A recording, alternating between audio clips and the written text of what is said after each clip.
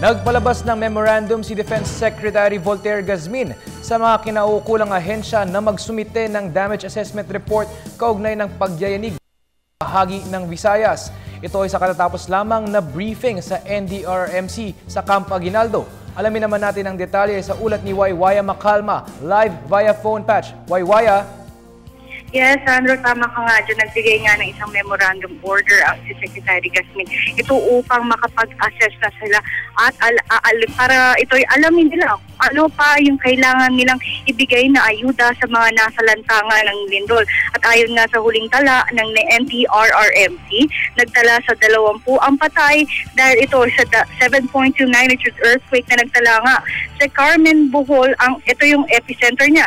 15 sa Cebu ang patay, 4 sa Bohol at 1 sa Siquijor, habang 33 naman ang sugatan, 19 dito sa Mandaue City, Cebu, 6 sa Toledo, Cebu at 8 sa Pinamungahan, Cebu. Karamihan sa mga naitalang sugatan ay dahil nga sa stampede o chaos nga dahil nagkagulo ang ibang tao doon sa nangyaring lindol.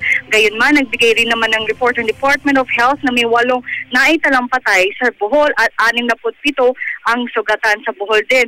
Ngunit ayon nga kay Undersecretary Eduardo Del Rosario, ang Executive Director ng NDRRMC, ito muna ay kanilang i-validate labas na kabilang na yung 8 o baka naman na doble ang mga pangalan dito sa naitalangan ng patay ng DOH. Pero ayon nga kay FIVOX Director Renato Silidum, umabot sa Intensity 7 ang Tagbilaran, Bohol at Cebu City, Intensity 6 sa Inigaran, Negros Occidental at Intensity 6 sa Iloilo City, partikular na sa La Carlota City. Ang lindol ay tectonic kung kaya't ang galaw nito ay pataas at pababa kung kaya't mas nakaapekto ang lindol sa mga mabababang gusali, kagaya nga na lang nangyari sa Lobok Church sa Bohol na kung saan ito ay nasira ng lindol.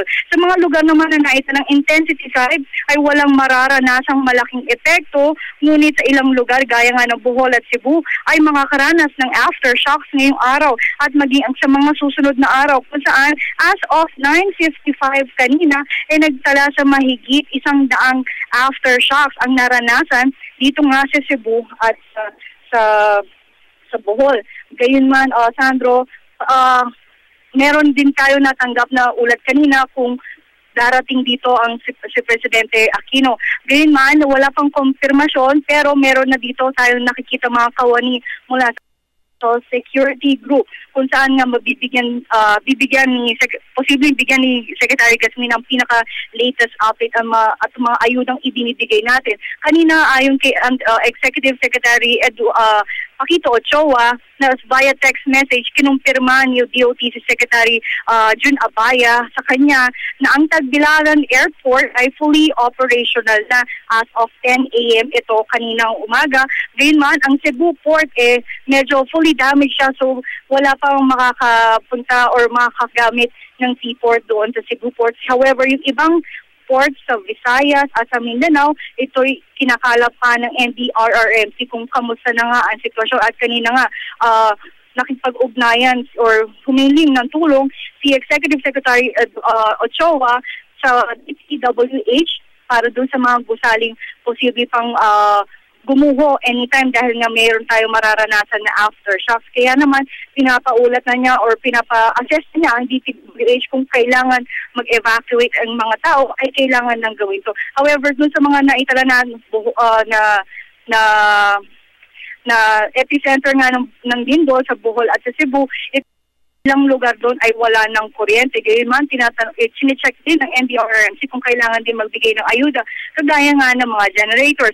Ngayon, ang DSWD naman, according kay Secretary Dinky Soliman, hindi pa nila alam kung magtatayo sila ng mga evacuation centers dahil nga ang mga evacuation centers na karaniwang ginagawa ay sa mga eskwelahan, sa mga gymnasium sa City Hall. Ito muna i-assess muna nila kasi nga sa mga posible pang aftershocks para nga maiwasan natin ang casualty. At Sandro, yan muna ang pinaka-latest update mula rito sa NDRRMC.